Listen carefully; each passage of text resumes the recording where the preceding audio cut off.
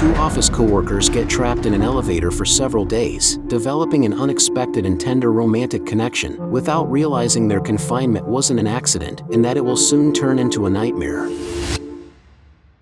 The movie starts with our main character, Jennifer, a beautiful woman who works as an account supervisor and often stays late at the office. She's planning a trip to New York to try and fix things with her partner, since that weekend is Valentine's Day. Meanwhile, we meet Guy, a charming and attractive man who works in a different department of the same building, and they both end up being the last ones to leave. Distracted by his phone, Guy almost misses the elevator, but Jessica holds the door for him. That's when they meet, and even though they've never seen each other before, Guy tries to start a conversation as the elevator begins to descend. They talk about their weekend plans and the work they do at the company. Then, Guy notices a funny drawing of someone stuck in an elevator, and right at that moment, the elevator comes to a stop. Even though they try asking for help through the security cameras, pressing all the buttons, and shouting in desperation, nothing seems to work, which starts to worry Jennifer, especially since she's running late for her flight. After 15 minutes, anxiety starts to kick in and they both look for a way out. They consider the ceiling as a possible escape and check it out together, but it doesn't lead anywhere. An hour later, Jennifer realizes she's not going to make her flight, so she gives up and properly introduces herself to Guy. They start chatting to kill time and he offers her some water when he sees she's thirsty. Despite the situation, things start to feel a bit more comfortable. They begin joking around, and it seems like being stuck together isn't so bad after all. For hours in, the water Jennifer drank catches up to her and she really needs to use the bathroom, but being reserved, she's super embarrassed to go in front of a stranger. After some gentle pushing, she finally agrees to use her thermos in the corner while Guy sings a song to cover the sound and help ease the awkwardness.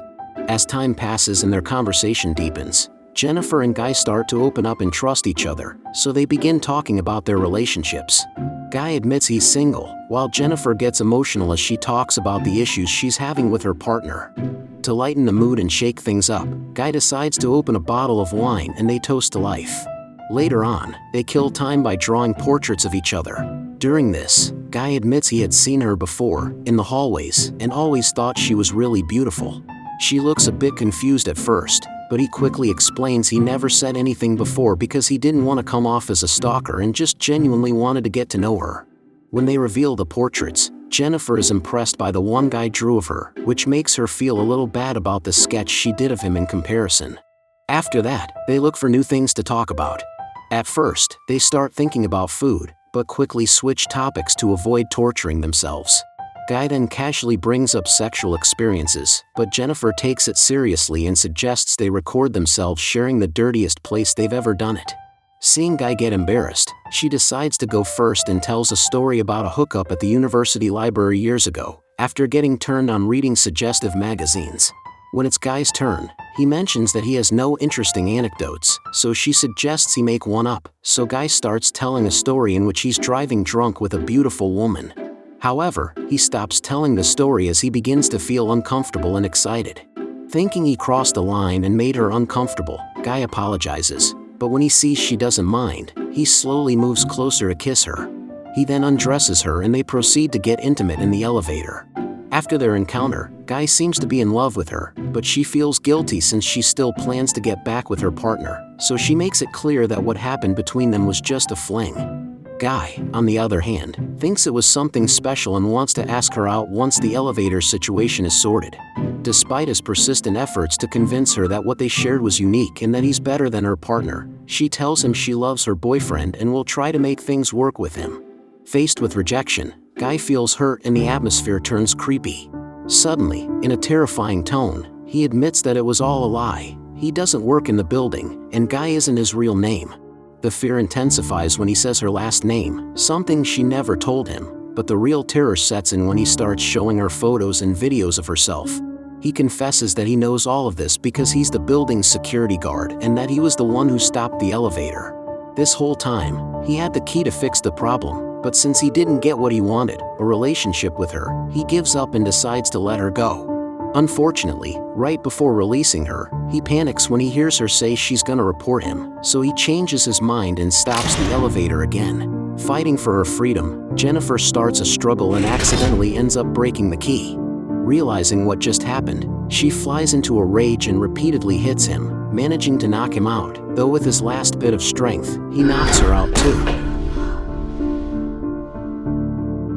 Sometime later, Jennifer wakes up, and he begins to explain that this was the best way he could think of for the two of them to get to know each other without distractions.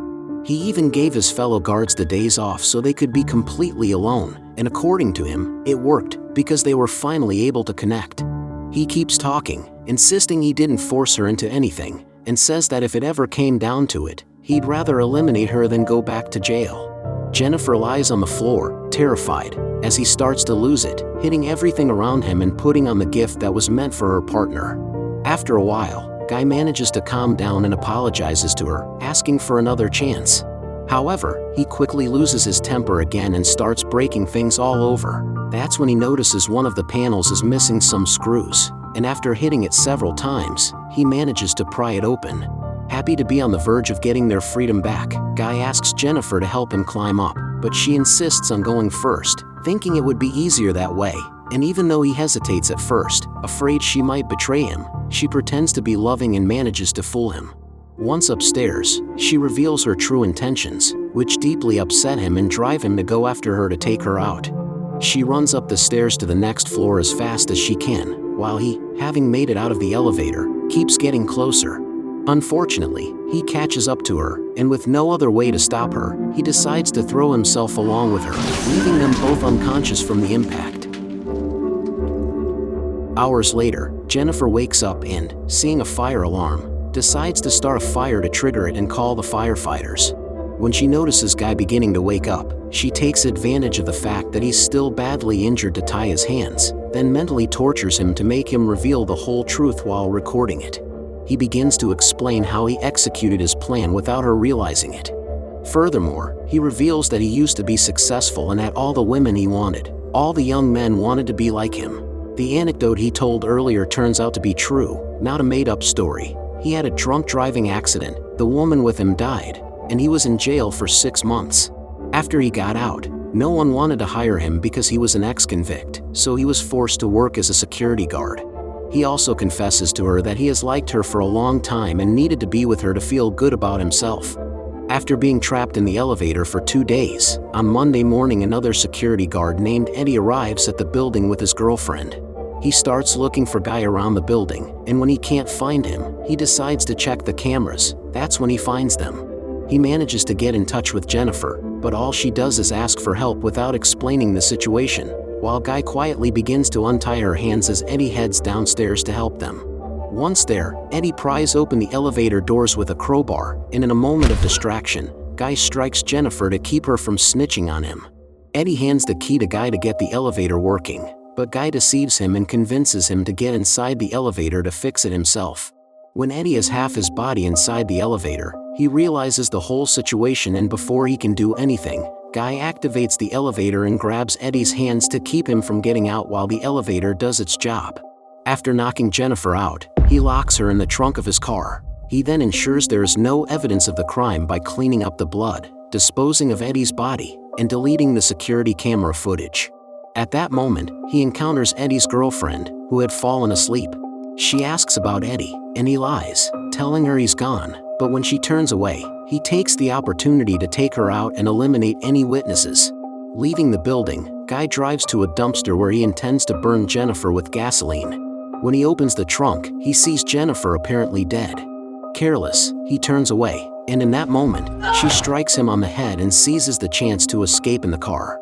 Seconds later, she realizes that running away won't solve the problem. That's why she changes his mind and starts driving backwards. She manages to hit him, and seeing him trapped inside the dumpster, she decides to take her revenge by burning him alive, and with this fiery scene, the movie ends. Don't miss out on future recaps, subscribe, leave a like and comment if you have already seen this movie. Thanks for watching.